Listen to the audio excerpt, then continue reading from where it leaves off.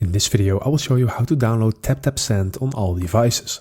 So what you're going to do is you're going to your App Store or Google Play Store, and from there you're going to click on search, and I'm just going to click on that at the bottom right, and then I'm going to fill in TapTap Send. Once you have filled it in, if you have filled it in, you will probably see it popping up at the top. So let's go ahead and click on this.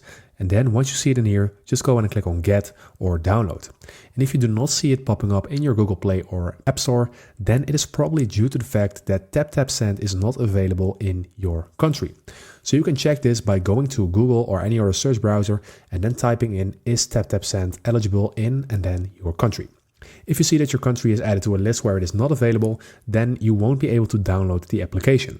You will be able to go to the browser and then just go ahead and click on your search browser and type in TapTap Send, and then you can just go ahead and go to the browser and access it from there if this will allow you to do it.